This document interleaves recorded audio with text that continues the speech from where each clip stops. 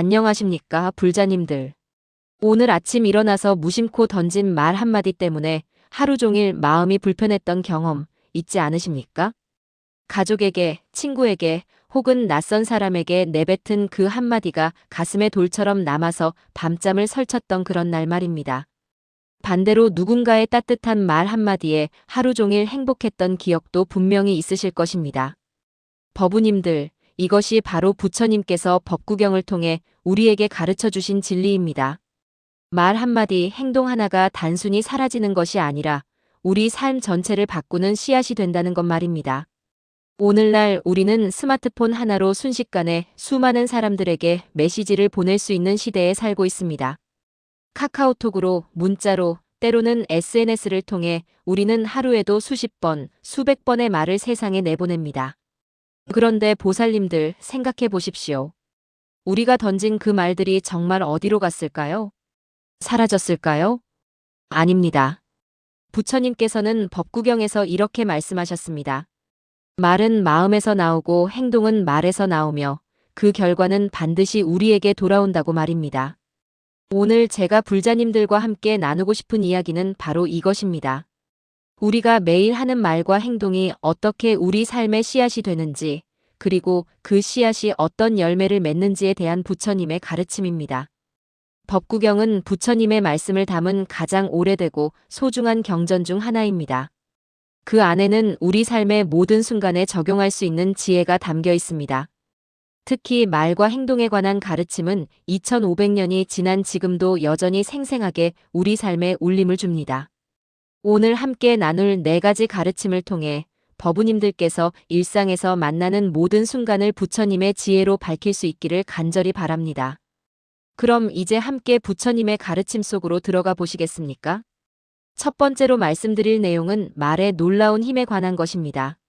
불자님들, 오늘 아침 누구에게 어떤 말을 하셨습니까? 배우자에게 따뜻한 아침 인사를 건넸습니까? 아니면 짜증 섞인 한마디를 던졌습니까? 자녀에게 격려의 말을 했습니까? 아니면 비난의 말을 했습니까? 이웃을 만나 미소와 함께 인사했습니까? 아니면 무심하게 지나쳤습니까?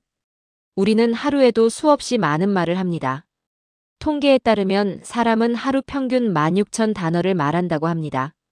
그런데 그 수많은 말들 중에서 과연 몇 마디나 의식적으로 선택한 말일까요? 대부분의 말은 습관적으로, 무의식적으로 우리 입 밖으로 나옵니다. 부처님께서는 법구경에서 이렇게 말씀하셨습니다. 말을 삼가지 못하는 사람은 상처를 입히는 칼을 휘두르는 것과 같다고 말입니다. 칼은 눈에 보이지만 말은 눈에 보이지 않습니다. 그러나 말이 주는 상처는 때로 칼보다 더 깊고 오래갑니다. 70평생을 사신 어떤 보살님께서 이런 이야기를 들려주신 적이 있습니다. 어린 시절 아버지로부터 들은 한마디, 너는 왜 그렇게 쓸모가 없니라는 그 말이 평생 가슴에 박혀서 자신감을 잃고 살았다고 말입니다. 70년이 지났지만 그 말은 여전히 생생하게 기억난다고 하셨습니다. 반대로 스승님의 한마디 너는 부처의 씨앗을 가지고 있다는 말씀 덕분에 절망에서 일어설 수 있었다는 분도 계셨습니다. 법우님들, 이것이 바로 말의 힘입니다. 부처님께서는 말을 3가지로 나누어 가르치셨습니다. 첫째는 거짓말입니다. 사실이 아닌 것을 사실인 양 말하거나 사실을 왜곡하는 모든 말입니다. 작은 거짓말도 결국 큰 불신의 씨앗이 됩니다. 한번 거짓말을 하면 그것을 덮기 위해 또 다른 거짓말을 해야 하고 결국 거짓의 늪에 빠지게 됩니다. 둘째는 이간질하는 말입니다. 사람과 사람 사이를 갈라놓는 말, 미움과 분열을 일으키는 말입니다. 저 사람이 당신 욕했어요 라는 한마디가 얼마나 많은 관계를 파괴하는지 우리는 잘 알고 있습니다. 셋째는 거친 말입니다. 욕설, 비난, 조롱, 무시하는 말들입니다. 이런 말들은 상대방의 마음에 독화살을 쏘는 것과 같습니다. 법구경에는 이런 구절이 있습니다. 입은 도끼와 같아서 어리석은 자는 그것으로 자기를 벤다. 생각해 보십시오. 우리가 남에게 던진 거친 말이 결국 우리 자신을 베는 도끼가 된다는 것입니다. 실제로 연구 결과를 보면 다른 사람을 비난하고 욕하는 습관이 있는 사람은 스트레스 호르몬 수치가 높고 혈압도 높으며 심장병 위험도 크다고 합니다. 남을 해치려는 말이 결국 자기 몸을 해치는 것입니다. 어느 선사께서 제자들에게 이런 가르침을 주신 적이 있습니다. 말하기 전에 3가지 문을 통과시켜라. 첫 번째 문은 진실의 문입니다. 내가 하려는 말이 진실인가? 두 번째 문은 필요의 문입니다. 이 말이 꼭 필요한가? 세 번째 문은 친절의 문입니다. 이 말이 친절한가?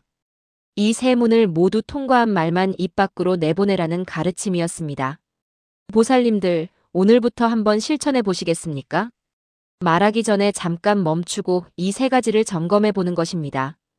진실한가, 필요한가, 친절한가. 처음에는 어색하고 불편할 수 있습니다. 그러나 이것을 습관으로 만들면 우리 삶이 완전히 달라집니다. 불필요한 말이 줄어들고 거짓말이 사라지며 상처 주는 말이 없어집니다. 그 대신 진실하고 필요하고 친절한 말이 늘어납니다. 부처님께서는 또한 올바른 말, 정어에 대해서도 가르치셨습니다. 정어란 단순히 나쁜 말을 하지 않는 것이 아니라 적극적으로 좋은 말을 하는 것입니다. 진실한 말, 화합을 이루는 말, 부드러운 말, 의미 있는 말입니다. 진실한 말은 신뢰를 쌓습니다. 한 번의 진실한 말보다 100번의 거짓말이 더 쉬울 수 있습니다. 그러나 진실한 말을 계속하면 그 사람 주변에는 신뢰가 쌓입니다. 화합을 이루는 말은 관계를 회복시킵니다. 제가 잘못했습니다. 고맙습니다. 사랑합니다와 같은 말은 갈라진 마음을 다시 이어줍니다. 부드러운 말은 마음을 녹입니다. 같은 내용이라도 어떻게 말하느냐에 따라 전혀 다른 결과가 나옵니다. 왜 이것도 못해? 라고 말하는 것과 이렇게 하면 더 좋을 것 같은데요 라고 말하는 것은 천지 차이입니다. 의미 있는 말은 생명을 살립니다.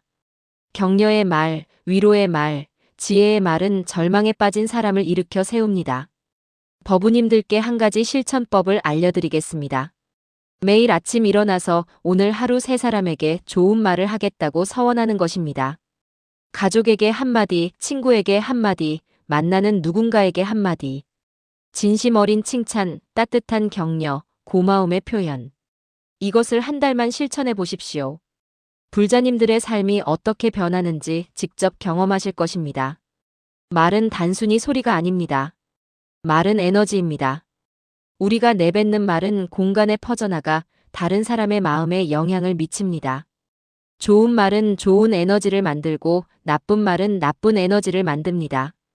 부처님께서는 이것을 업이라고 가르치셨습니다. 말의 업, 어업입니다. 우리가 하는 모든 말은 씨앗이 되어 반드시 결과를 맺습니다. 좋은 말은 좋은 결과를, 나쁜 말은 나쁜 결과를 가져옵니다. 이것은 믿거나 말거나의 문제가 아니라 자연의 법칙입니다. 사과 씨를 뿌리면 사과나무가 자라듯이 좋은 말을 하면 좋은 일이 돌아오고 나쁜 말을 하면 나쁜 일이 돌아옵니다. 어떤 불자님이 이런 경험을 나누셨습니다. 직장에서 늘 불평불만을 입에 달고 사는 동료가 있었답니다. 회사 욕, 상사 욕, 동료 욕을 달고 살았는데 결국 그 사람은 어디를 가도 환영받지 못하고 결국 퇴사하게 되었답니다. 반대로 늘 감사하고 긍정적인 말을 하는 분은 승진도 하고 좋은 기회도 많이 얻더라는 것입니다. 이것이 우연일까요? 아닙니다. 말이 만드는 업의 결과입니다. 보살님들, 오늘부터 우리의 입을 부처님의 입으로 만들어 보시지 않겠습니까? 부처님께서 하실 법한 말만 하는 것입니다. 거짓말 대신 진실한 말을, 욕설 대신 축복의 말을, 비난 대신 격려를 해보는 것입니다. 처음에는 어색할 것입니다. 평생 습관을 바꾸는 것이니까요. 그러나 매일 조금씩 의식하고 노력하면 반드시 변화가 옵니다. 말의 습관이 바뀌면 생각의 습관이 바뀝니다. 생각의 습관이 바뀌면 행동의 습관이 바뀝니다. 행동의 습관이 바뀌면 운명이 바뀝니다. 부처님께서 법구경에서 말씀하신 것처럼 모든 것은 마음에서 비롯됩니다. 그리고 마음은 말을 통해 드러납니다. 따라서 말을 바꾸는 것은 곧 마음을 바꾸는 것이고 삶을 바꾸는 것입니다. 지금 이 순간부터 불자님들의 입에서 나오는 모든 말이 부처님의 말씀처럼 자비롭고 지혜로우며 진실하기를 간절히 기원합니다. 두 번째로 말씀드릴 내용은 행동의 놀라운 결과에 관한 것입니다. 법우님들, 말이 중요하다면 행동은 더욱 중요합니다. 왜냐하면 행동은 말보다 더 구체적이고 직접적인 결과를 만들기 때문입니다. 부처님께서는 법구경에서 이렇게 말씀하셨습니다. 생각이 말이 되고 말이 행동이 되며 행동이 습관이 되고 습관이 성품이 되며 성품이 운명이 된다. 이 얼마나 심오한 가르침입니까? 우리의 작은 행동 하나하나가 모여서 결국 우리의 운명을 만든다는 것입니다. 오늘 아침 어떤 행동을 하셨습니까? 일찍 일어나 예불을 드리셨습니까? 아니면 늦잠을 자고 급하게 서둘러 나오셨습니까? 식사 전에 합장하고 감사 기도를 올리셨습니까? 길에서 쓰레기를 주워 담으셨습니까? 버스에서 노약자에게 자리를 양보하셨습니까? 이런 작은 행동들이 아무것도 아닌 것 같지만 부처님께서는 이것들이 모두 씨앗이 된다고 가르치셨습니다. 부처님의 일화 중에 이런 이야기가 있습니다. 어느 날 부처님께서 제자들과 함께 길을 가시다가 한 노인이 무거운 짐을 지고 힘들어하는 것을 보셨습니다. 부처님께서는 직접 그 짐을 들어 날라드렸습니다. 제자들이 물었습니다.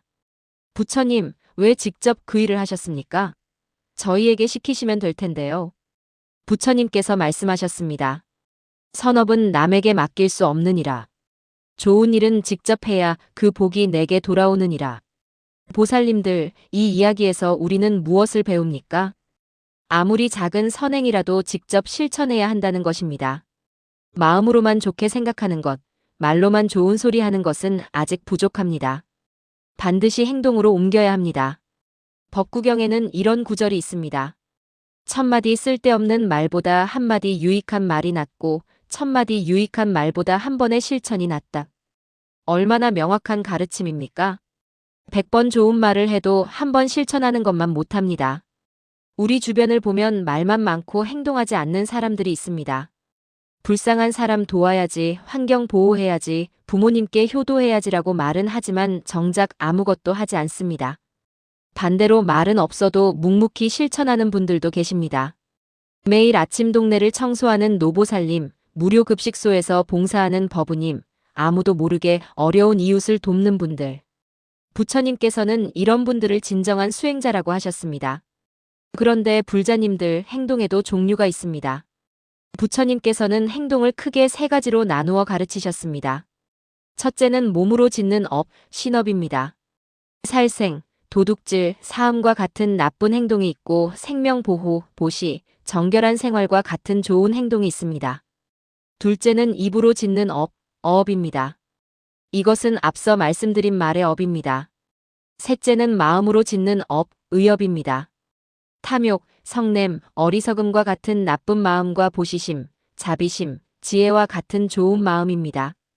이 세 가지 업이 모두 모여서 우리의 운명을 만듭니다. 그 중에서도 몸의 행동이 가장 직접적이고 분명한 결과를 만듭니다. 어느 절에 계시던 스님께서 이런 말씀을 하셨습니다.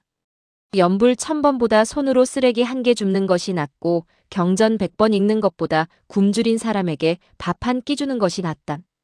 물론 연불과 경전 독송도 중요합니다. 그러나 그것이 실제 행동으로 이어지지 않으면 진정한 수행이 아니라는 것입니다. 법우님들 생각해 보십시오. 부처님께서는 깨달음을 얻으신 후 45년 동안 무엇을 하셨습니까?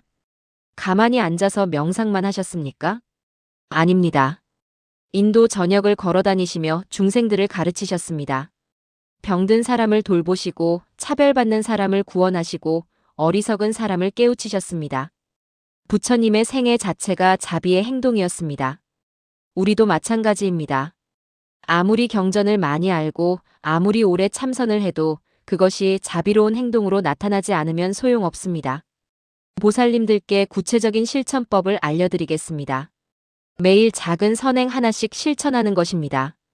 오늘은 엘리베이터에서 문 열림 버튼을 눌러주고 내일은 길에 떨어진 쓰레기를 줍고 모레는 이웃에게 먼저 인사하는 것입니다. 그런 작은 일이 무슨 소용이 있겠어요? 라고 생각하실 수 있습니다. 그러나 부처님께서는 작은 일을 무시하지 말라고 가르치셨습니다. 법구경에 이런 구절이 있습니다. 작은 물방울이 모여 큰 항아리를 채우듯이 작은 선행이 모여 큰 복을 이룬다. 반대로 작은 악행도 무시하지 말라고 하셨습니다. 작은 불꽃이 큰 산을 태우듯이 작은 악행이 쌓이면 큰 재앙이 된다. 실제로 어떤 불자님의 이야기입니다. 매일 아침 출근길에 노숙자에게 빵 하나씩을 건넸답니다. 작은 일이었습니다. 그런데 10년을 그렇게 했답니다. 그 노숙자는 결국 자활에 성공했고 나중에 그분께 찾아와서 당신의 작은 친절이 제 삶을 바꿨습니다 라고 감사 인사를 했답니다. 작은 행동 하나가 한 사람의 인생을 바꾼 것입니다. 행동의 결과는 때로 즉시 나타나지 않습니다. 씨앗을 뿌리면 바로 열매가 맺히지 않듯이 우리의 행동도 때가 되어야 결과가 나타납니다. 그러나 반드시 나타납니다. 부처님께서는 이것을 인과응보의 법칙이라고 가르치셨습니다. 선인선과 악인악과. 좋은 원인은 좋은 결과를, 나쁜 원인은 나쁜 결과를 낳습니다. 이것은 절대 어긋나지 않는 우주의 법칙입니다. 어떤 분이 물으셨습니다. 스님, 저는 평생 착하게 살았는데 왜 어려운 일만 생깁니까? 반대로 나쁜 짓 하는 사람은 왜 잘 사는 것처럼 보입니까? 이것은 많은 분들이 가지는 의문입니다. 스님께서 답하셨습니다. 과일나무를 생각해 보십시오. 봄에 꽃이 피고 여름을 지나 가을이 되어야 열매가 맺힙니다. 업보도 마찬가지입니다. 지금 착한 일을 했다고 내일 당장 복이 오는 것이 아닙니다. 때가 되면 반드시 옵니다. 또한 나쁜 짓을 한 사람이 지금 잘 사는 것처럼 보여도 그것은 과거의 선업이 남아있기 때문입니다. 그 선업이 닿으면 악업의 결과를 받게 됩니다. 법우님들, 그러니 조급해하지 마십시오. 좋은 일을 했는데 당장 좋은 결과가 안 나타난다고 실망하지 마십시오. 반드시 때가 되면 나타납니다. 농부가 씨앗을 뿌리고 매일 땅을 파헤쳐서 왜 안 자라나? 라고 하지 않듯이 우리도 인내심을 가지고 기다려야 합니다. 그 사이 할 일은 계속 좋은 씨앗을 뿌리는 것입니다. 매일 선행을 실천하는 것입니다. 부처님께서는 또한 행동할 때의 마음가짐도 중요하다고 가르치셨습니다. 똑같은 행동이라도 어떤 마음으로 하느냐에 따라 결과가 달라집니다. 예를 들어 보시를 한다고 합시다. 누군가에게 돈을 준다고 해서 다 같은 보시가 아닙니다. 자랑하려고 주는 것, 대가를 바라고 주는 것, 마지못해 주는 것은 진정한 보시가 아닙니다. 진정한 보시는 순수한 자비심으로 아무 조건 없이 기쁜 마음으로 주는 것입니다. 부처님께서는 이것을 무주상보시라고 하셨습니다. 아무것도 바라지 않고 집착하지 않고 그저 주는 것입니다. 보살님들, 이번 주에 한번 실천해 보시겠습니까? 누군가에게 도움을 줄 때 아무 대가도 바라지 말고 그 사실을 자랑하지도 말고 심지어 받는 사람이 고마워하지 않아도 상관하지 말고 그저 기쁜 마음으로 주는 것입니다. 이것이 진정한 보살의 행입니다. 행동은 또한 습관을 만듭니다. 처음에는 의식적으로 노력해야 하지만 계속 반복하면 자연스러운 습관이 됩니다. 선행이 습관이 된 사람은 특별히 노력하지 않아도 자연스럽게 좋은 일을 합니다. 마치 숨 쉬듯이 말입니다. 어느 큰 스님께서 평생 실천하신 습관이 있었습니다. 길을 걸을 때 벌레를 밟지 않으려고 항상 조심하는 것이었습니다. 처음에는 의식적으로 발밑을 보며 걸으셨지만 나중에는 자연스럽게 몸에 배어서 무의식 중에도 벌레를 피해 다니셨다고 합니다. 생명을 존중하는 마음이 몸에 완전히 배인 것입니다. 불자님들도 이렇게 좋은 습관을 만들어 보십시오. 매일 아침 일어나면 부처님께 절하기, 식사 전에 감사 기도하기, 잠들기 전에 하루를 반성하기와 같은 작은 습관들 말입니다. 이런 습관들이 쌓이면 우리의 성품이 변하고 성품이 변하면 운명이 바뀝니다. 법구경에서 부처님께서 말씀하신 그대로입니다. 마음이 행동을 만들고 행동이 습관을 만들고 습관이 성품을 만들고 성품이 운명을 만든다. 오늘 하는 작은 행동 하나가 내일의 나를 만들고 내일의 나는 미래의 나를 만듭니다. 그러니 지금 이 순간, 지금 하는 이 행동이 얼마나 중요한지 아시겠습니까? 법우님들, 오늘부터 모든 행동을 의식적으로 하십시오. 이 행동이 좋은 씨앗인가, 나쁜 씨앗인가? 이 행동이 나와 타인에게 이로운가, 해로운가? 이 행동을 부처님께서 보신다면 기뻐하실까? 이렇게 매 순간 점검하며 살아가면 불자님들의 삶은 하루하루 부처님의 길에 가까워질 것입니다. 세 번째로 말씀드릴 내용은 업보와 인과의 법칙에 관한 것입니다. 보살님들, 지금까지 말의 업과 행동의 업에 대해 말씀드렸습니다. 이제는 이 모든 것을 관통하는 근본 원리, 업보에 대해 깊이 살펴보겠습니다. 업보란 무엇입니까? 업은 우리가 짓는 모든 행위를 말하고 보는 그 결과를 말합니다. 부처님께서는 업보의 법칙을 가장 중요한 가르침 중 하나로 설하셨습니다. 법구경에는 이런 구절이 있습니다. 자신이 지은 업의 결과는 자신이 받는다. 다른 사람이 대신 받아줄 수 없다. 이것은 매우 엄격한 법칙입니다. 부모도 자식도 스승도 우리의 업보를 대신할 수 없습니다. 심지어 부처님조차도 다른 사람의 업보를 대신해 줄 수 없습니다. 부처님께서 하실 수 있는 것은 진리를 가르쳐 주시는 것 뿐입니다. 그 진리를 듣고 실천하는 것은 각자의 몫입니다. 어느 어머니가 부처님을 찾아왔습니다. 아들이 죽어서 슬픔에 빠진 어머니였습니다. 부처님, 제 아들을 살려주십시오. 부처님께서 말씀하셨습니다. 좋다. 그러나 한 가지 조건이 있다. 이 마을에서 한 번도 죽음을 경험하지 않은 집을 찾아 겨자씨 한 알을 얻어오너라. 어머니는 마을을 돌아다녔습니다. 그러나 모든 집에서 죽음을 경험했습니다.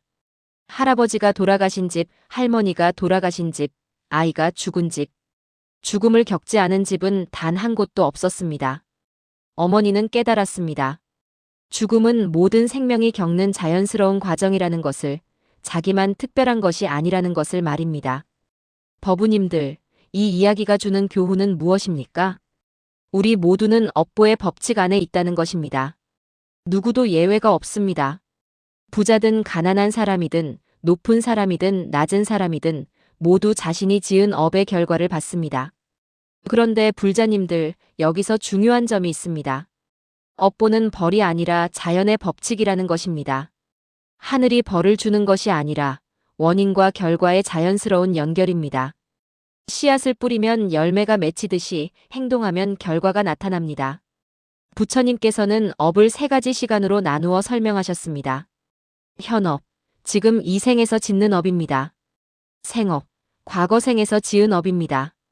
후업, 미래 생에 받을 업입니다. 우리가 지금 겪는 일들은 과거에 지은 업의 결과일 수 있습니다. 그리고 지금 짓는 업이 미래의 결과를 만듭니다. 어떤 분이 물으셨습니다. 그러면 지금 고통받는 것은 다 과거 업보 때문입니까? 그럼 어쩔 수 없는 것 아닙니까? 이것은 잘못된 생각입니다. 부처님께서는 모든 것이 업보로 정해져 있다는 숙명론을 부정하셨습니다. 과거 업이 영향을 주는 것은 사실이지만 현재의 노력으로 바꿀 수 있다고 가르치셨습니다. 비유하자면 이렇습니다. 과거 업은 우리가 탄 배와 같습니다. 어떤 사람은 좋은 배를 탔고 어떤 사람은 낡은 배를 탔습니다. 이것은 과거 업의 결과입니다. 그러나 그 배를 어디로 몰고 갈지는 현재의 우리가 결정합니다. 낡은 배를 탔어도 열심히 노를 저으면 좋은 곳에 도착할 수 있고 좋은 배를 탔어도 게으르면 표류할 수 있습니다. 법구경에 이런 구절이 있습니다. 과거는 이미 지나갔고 미래는 아직 오지 않았다. 오직 현재만이 우리의 것이다. 보살님들, 이 말씀이 얼마나 중요한지 아십니까? 과거를 후회하며 괴로워하지 말고 미래를 걱정하며 불안해하지 말고 지금 이 순간 최선을 다하라는 것입니다. 지금 이 순간 좋은 업을 지으면 그것이 미래의 좋은 결과를 만듭니다. 한 노스님께서 이런 법문을 하신 적이 있습니다. 과거 업보 때문에 지금 가난하다면 지금부터 보시를 많이 하십시오. 그러면 미래에는 부유해질 것입니다. 과거 업보 때문에 지금 병들었다면 지금부터 생명을 존중하고 자비를 베푸십시오. 그러면 미래에는 건강해질 것입니다. 과거는 바꿀 수 없지만 미래는 바꿀 수 있습니다. 그 열쇠는 바로 지금 이 순간에 있습니다. 업보의 법칙에는 또 다른 중요한 원리가 있습니다. 업은 증폭된다는 것입니다. 작은 선업이 큰 선과를 낳고 작은 악업이 큰 악과를 낳습니다. 부처님께서 이런 비유를 드셨습니다. 소금 한 숟가락을 작은 컵에 넣으면 물이 짜서 마실 수 없습니다. 그러나 같은 양의 소금을 큰 강물에 넣으면 물맛이 변하지 않습니다. 작은 악업도 마찬가지입니다. 선업이 적은 사람에게는 작은 악업도 큰 고통이 되지만 선업이 많은 사람에게는 같은 악업도 작은 영향만 줍니다. 그러므로 평소에 선업을 많이 쌓아두는 것이 중요합니다. 선업은 악업을 희석시키는 강물과 같습니다. 법우님들께 실제 사례를 하나 말씀드리겠습니다. 어느 불자님이 젊은 시절 잘못을 많이 저질렀답니다. 술, 도박, 싸움으로 세월을 보냈답니다. 그러다가 50세에 절에 다니기 시작했습니다. 처음에는 형식적이었지만 점점 진지하게 수행했습니다. 매일 절을 하고 경전을 읽고 봉사활동을 했습니다. 10년이 지났습니다.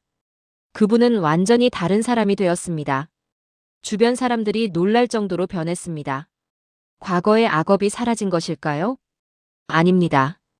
과거 업은 여전히 남아 있습니다. 그러나 10년간 쌓은 선업이 강물처럼 그것을 희석시킨 것입니다. 가끔 과거 업의 과보를 받을 때도 있지만 예전 같으면 큰 고통이었을 일이 이제는 작은 불편 정도로 느껴진다고 합니다. 이것이 바로 업보의 신묘한 작용입니다. 부처님께서는 또한 업의 무게에 대해서도 가르치셨습니다. 모든 업이 같은 무게를 가지는 것은 아닙니다. 어떤 업은 가볍고 어떤 업은 무겁습니다. 무거운 업의 예를 들면 부모를 해치는 것, 스승을 해치는 것, 성인을 해치는 것, 승가를 파괴하는 것, 부처님께 상처를 입히는 것입니다. 이런 업은 매우 무거워서 그 과보가 즉시 그리고 강력하게 나타납니다. 반대로 가벼운 업도 있습니다. 작은 실수, 무심코 한 잘못들입니다. 이런 업은 참회하고 고치면 과보가 약해지거나 사라집니다. 보살님들, 그렇다면 과거에 지은 악업은 어떻게 해야 할까요? 부처님께서는 참회를 가르치셨습니다. 진심으로 뉘우치고 다시는 그러지 않겠다고 다짐하며 선업으로 보상하는 것입니다. 참회에는 큰 힘이 있습니다. 마치 더러운 옷을 빨면 깨끗해지듯이 참회는 업의 때를 씻어냅니다. 완전히 사라지게 할 수는 없어도 그 힘을 약하게 만들 수 있습니다. 절에서 하는 참회 의식 108배, 1000배, 3000배는 모두 이런 의미가 있습니다. 몸으로 절하며 과거의 잘못을 뉘우치고 입으로 참회문을 읽으며 마음을 정화하는 것입니다. 어느 스님께서 이런 말씀을 하셨습니다. 하루에 한 번씩 과거를 돌아보고 참회하는 사람은 업의 짐이 가벼워진다. 마치 매일 빨래하는 사람의 옷이 항상 깨끗하듯이. 법우님들, 오늘 밤 잠들기 전에 하루를 돌아보시겠습니까? 오늘 한 말 중에 잘못된 것은 없었는지, 오늘 한 행동 중에 후회되는 것은 없었는지 살펴보십시오. 잘못이 있다면 진심으로 참회하십시오. 부처님 앞에서 혹은 자신의 양심 앞에서 참회하십시오. 이것을 매일 습관으로 만들면 불자님들의 업은 날로 가벼워질 것입니다. 업보의 법칙에서 또 하나 중요한 것은 공업과 별업입니다. 공업은 여러 사람이 함께 짓는 업입니다. 가족의 업, 민족의 업, 국가의 업, 인류의 업입니다. 우리는 개인으로만 사는 것이 아니라 공동체 속에서 살기 때문에 공업의 영향을 받습니다.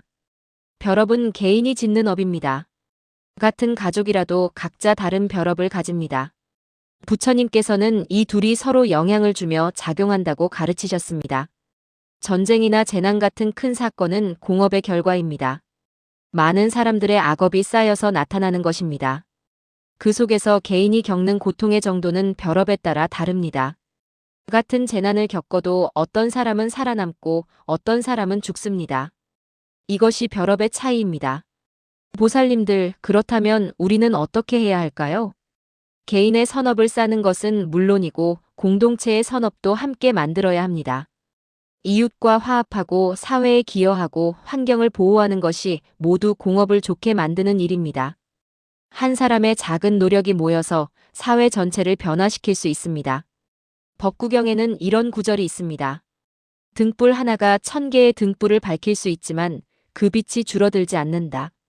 한 사람의 선행이 많은 사람에게 영향을 주어도 그 공덕이 줄어들지 않습니다. 오히려 늘어납니다. 불자님들이 좋은 일을 하면 그것을 본 다른 사람도 따라합니다. 그렇게 선의 물결이 퍼져나갑니다. 이것이 바로 보살의 길입니다. 자기만 구원받으려 하지 않고 모든 중생과 함께 좋은 업을 짓고 함께 행복해지려는 것입니다. 업보의 법칙을 이해하면 삶을 대하는 태도가 완전히 바뀝니다. 운명론에 빠지지 않고 그렇다고 무책임하게 살지도 않습니다. 과거를 받아들이되 거기에 얽매이지 않고 현재에 최선을 다하며 미래를 희망차게 바라볼 수 있습니다. 고통이 올 때 이것도 과거 업보구나 하고 담담히 받아들이면서도 지금부터 선업을 쌓아서 미래를 바꾸자고 다짐할 수 있습니다. 법우님들, 업보의 법칙은 두려운 것이 아니라 희망입니다. 내 운명이 내 손에 있다는 것이니까요. 지금 이 순간부터 좋은 생각, 좋은 말, 좋은 행동을 하면 반드시 좋은 미래가 옵니다. 이것은 부처님께서 보장하신 진리입니다. 네 번째로 말씀드릴 내용은 실천과 변화에 관한 것입니다. 보살님들, 지금까지 말의 업, 행동의 업, 업보의 법칙에 대해 말씀드렸습니다. 이제 가장 중요한 질문입니다. 그래서 우리는 어떻게 살아야 할까요? 부처님의 가르침을 듣는 것만으로는 부족합니다. 아무리 좋은 가르침도 실천하지 않으면 아무 소용이 없습니다. 법구경에 이런 구절이 있습니다. 경전을 1000권 읽어도 실천하지 않으면 소용없고 한 구절만 읽어도 실천하면 큰 이익이 있다. 법우님들 생각해 보십시오. 배고픈 사람에게 음식 사진을 100장 보여줘도 배가 부르지 않습니다. 직접 먹어야 배가 부릅니다. 마찬가지로 진리를 아는 것만으로는 부족하고 직접 실천해야 합니다. 그렇다면 어떻게 실천할까요? 부처님께서는 8정도를 가르치셨습니다. 8가지 올바른 길입니다. 정견, 올바른 견해. 세상을 있는 그대로 보는 것, 업보의 법칙을 이해하는 것입니다. 정사유, 올바른 생각. 탐욕, 성냄, 해침이 아니라 보시, 자비, 이로움을 생각하는 것입니다. 정어, 올바른 말.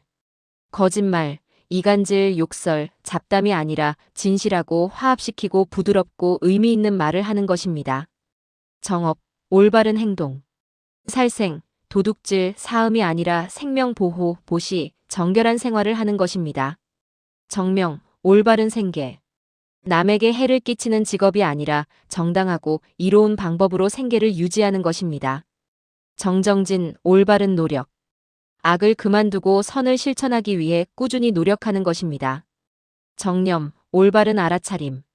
매 순간 자신의 몸과 마음을 관찰하며 깨어있는 것입니다. 정정, 올바른 집중.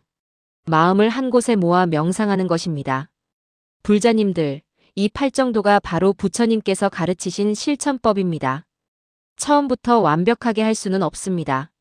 하나씩 천천히 실천해가면 됩니다. 오늘은 정어를 실천하고 내일은 정업을 실천하고 이런 식으로 말입니다. 어느 큰 스님께서 이런 가르침을 주셨습니다. 수행은 특별한 시간, 특별한 장소에서만 하는 것이 아니다. 일상의 모든 순간이 수행이다. 아침에 일어나는 순간부터 밤에 잠드는 순간까지 모든 것이 수행입니다. 일어나서 부처님께 절하는 것, 세수하며 마음을 씻는 것, 식사하며 감사하는 것, 일하며 최선을 다하는 것, 사람을 만나며 자비를 베푸는 것 모두 수행입니다. 법우님들께 구체적인 하루 수행법을 알려드리겠습니다. 아침에 눈을 뜨면 가장 먼저 오늘도 부처님의 자비로 생명을 얻었습니다라고 감사하십시오. 세수하며 번뇌를 씻어냅니다라고 생각하십시오. 옷을 입으며 부끄러움을 가리고 청정함을 입습니다라고 생각하십시오. 식사 전에 합장하고 이 음식이 오기까지 수많은 은혜가 있었습니다라고 감사하십시오. 일할 때 이 일을 통해 세상에 기여합니다라고 생각하십시오.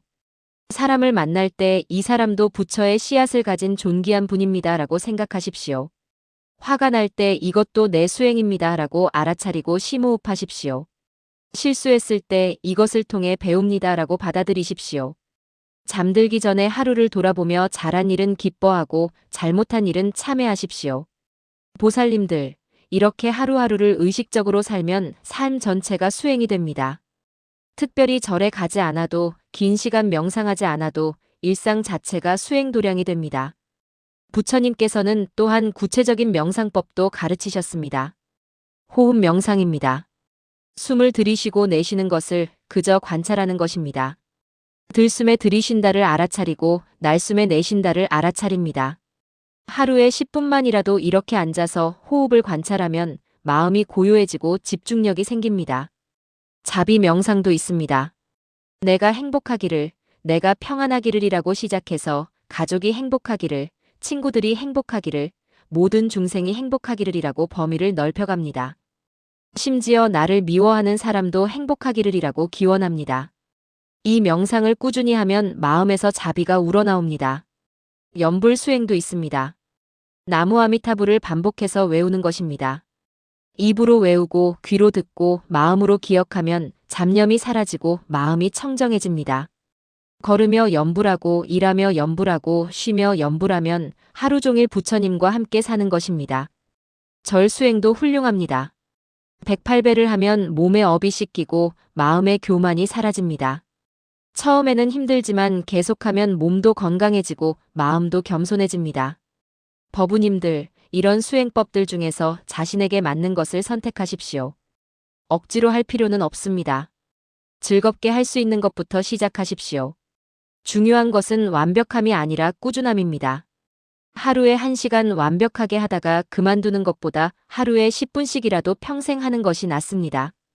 어느 스님께서 이런 말씀을 하셨습니다. 수행은 마라톤이다. 100m 달리기가 아니다. 천천히, 그러나 꾸준히 가는 사람이 결국 목적지에 도착한다. 불자님들, 조급해하지 마십시오. 부처님도 6년의 고행 끝에 깨달음을 얻으셨습니다. 우리 같은 범부는 평생이 걸릴 수도 있습니다. 그러나 중요한 것은 방향입니다. 부처님을 향해, 깨달음을 향해 한 걸음 한 걸음 나아가면 됩니다. 넘어져도 괜찮습니다. 다시 일어나면 됩니다. 실수해도 괜찮습니다. 참회하고 다시 시작하면 됩니다.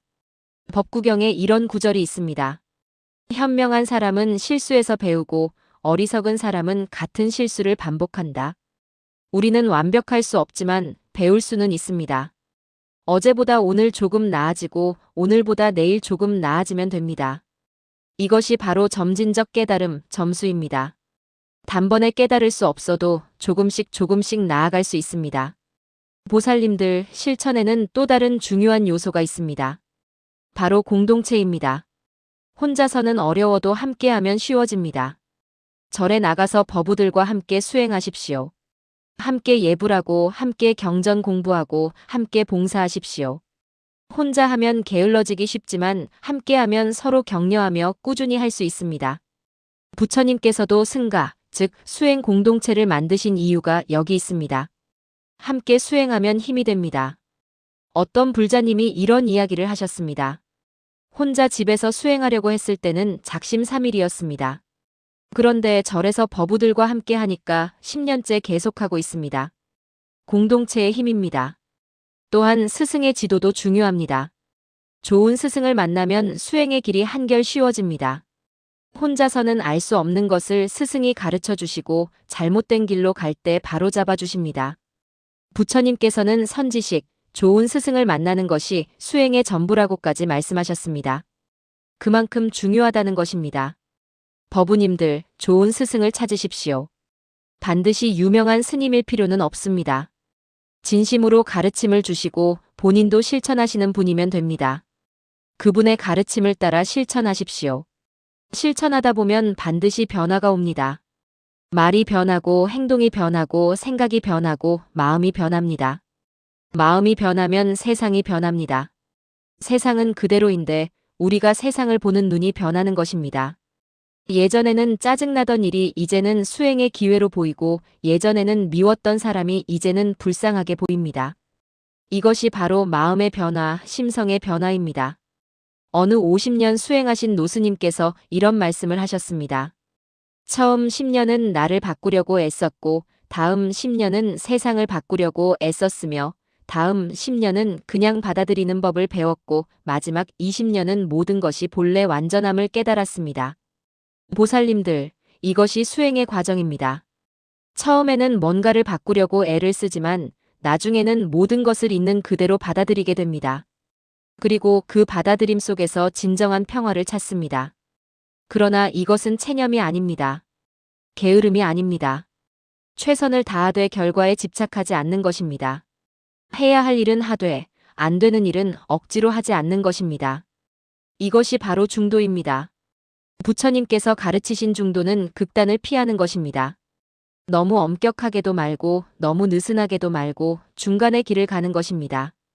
비파주를 조율하듯이 너무 팽팽해도 끊어지고 너무 느슨해도 소리가 안 나니 딱 알맞게 하는 것입니다. 법우님들, 수행도 마찬가지입니다. 너무 무리하면 지쳐서 포기하게 되고 너무 느슨하면 게을러집니다. 자신에게 맞는 적절한 강도로 꾸준히 하는 것이 중요합니다. 마지막으로 실천의 궁극적 목표는 무엇일까요? 부처되는 것입니다. 우리 모두는 부처의 씨앗을 가지고 있습니다. 그것을 불성이라고 합니다. 다만 번뇌에 가려져서 드러나지 않을 뿐입니다. 수행은 그 번뇌를 걷어내는 작업입니다. 먼지 닦듯이 녹 벗기듯이 조금씩 조금씩 번뇌를 벗겨내면 본래 맑고 밝은 우리의 본성이 드러납니다. 부처님께서는 모든 중생이 부처가 될 수 있다고 하셨습니다. 예외는 없습니다. 나이, 성별, 학력, 재산, 지위와 상관없이 누구나 부처가 될 수 있습니다. 필요한 것은 오직 실천입니다. 법구경의 마지막 구절은 이렇습니다. 부지런히 정진하라. 이것이 부처님의 마지막 가르침이다. 불자님들, 부지런히 정진하십시오. 게으름을 떨치고 매일 조금씩이라도 수행하십시오. 말을 조심하고 행동을 바르게 하고 마음을 맑게 하십시오. 그러면 반드시 틀림없이 좋은 결과가 올 것입니다. 이 생에서 깨달음을 얻지 못하더라도 다음 생에서는 더 좋은 조건으로 태어날 것입니다. 그렇게 생생셋의 수행을 이어가면 언젠가는 반드시 부처가 될 것입니다. 이것이 부처님께서 법구경을 통해 우리에게 주신 희망의 메시지입니다. 자, 불자님들. 오늘 함께 나눈 4가지 가르침을 정리해 보겠습니다. 첫째, 말의 놀라운 힘입니다. 우리가 하는 말 한마디 한마디가 씨앗이 되어 결과를 맺습니다. 진실하고 화합시키고 부드럽고 의미 있는 말을 하십시오. 말하기 전에 3가지 문을 통과시키십시오. 진실한가, 필요한가, 친절한가. 둘째, 행동의 놀라운 결과입니다. 작은 행동이 모여서 습관이 되고 습관이 모여서 성품이 되고 성품이 모여서 운명이 됩니다. 매일 작은 선행을 실천하십시오. 생명을 존중하고 보시하고 정결하게 사십시오. 셋째, 업보와 인과의 법칙입니다. 우리가 지은 업은 반드시 우리에게 돌아옵니다. 선업은 선과를, 악업은 악과를 낳습니다. 과거 업은 받아들이되 현재부터 선업을 쌓아 미래를 바꾸십시오. 넷째, 실천과 변화입니다. 아는 것만으로는 부족하고 반드시 실천해야 합니다. 팔정도를 따라 살고 매일 수행하며 공동체와 함께 하십시오. 조금씩이라도 꾸준히 하면 반드시 변화가 옵니다. 법우님들, 이 4가지 가르침을 가슴에 새기십시오.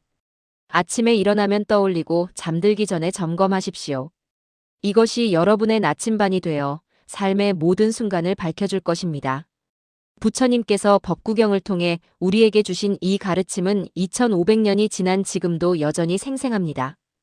왜냐하면 이것은 시대를 초월한 진리이기 때문입니다. 과거에도 그랬고 현재에도 그러하며 미래에도 그러할 것입니다. 말과 행동이 삶을 만든다는 이 단순하지만 심오한 진리. 이것을 깨닫고 실천하는 순간 불자님들의 삶은 완전히 달라집니다. 고통이 줄어들고 행복이 늘어납니다. 갈등이 줄어들고 화합이 늘어납니다. 불안이 줄어들고 평화가 늘어납니다. 이것이 부처님께서 약속하신 열반, 행복이고 평화로운 삶입니다. 보살님들, 오늘 이 법문이 여러분의 삶에 작은 등불이 되기를 간절히 바랍니다. 어두운 길을 밝혀주는 등불, 헤매는 길을 안내하는 나침반이 되기를 바랍니다. 그리고 이 가르침을 혼자만 간직하지 마시고 주변 사람들과도 나누십시오. 가족에게, 친구에게, 이웃에게 전하십시오. 좋은 가르침은 나눌수록 빛이 납니다. 한 사람이 깨달으면 그 주변 사람들도 영향을 받습니다. 그렇게 선의 물결이 퍼져나가면 우리 사회 전체가 밝아집니다. 오늘 이 영상이 도움이 되셨다면 좋아요 버튼을 눌러주십시오. 그리고 구독과 알림 설정도 부탁드립니다. 앞으로도 부처님의 가르침을 현대적 언어로 쉽게 풀어서 전하겠습니다. 댓글로 여러분의 생각과 경험도 나누어 주십시오. 어떤 가르침이 특별히 마음에 와닿았는지, 어떤 실천을 하고 계신지, 어떤 변화를 경험하셨는지 들려주시면 감사하겠습니다. 법우님들의 이야기가 다른 분들에게도 큰 울림이 될 것입니다. 마지막으로 함께 회향하겠습니다. 오늘 이 법문을 통해 얻은 모든 공덕을 모든 중생과 함께 나누기를 발언합니다. 이 공덕으로 일체 중생이 고통에서 벗어나 행복하기를 바랍니다. 전쟁과 재난이 사라지고 평화가 깃들기를 바랍니다. 병든 이는 건강하고 가난한 이는 풍요로우며 슬픈 이는 기쁨을 얻기를 바랍니다. 모든 중생이 부처님의 가르침을 만나 깨달음을 얻기를 간절히 기원합니다. 나무석가모니불, 나무아미타불, 나무관세음보살. 불자님들, 오늘도 부처님의 자비와 지혜가 함께하시기를 축원합니다. 건강하시고 평안하십시오. 감사합니다.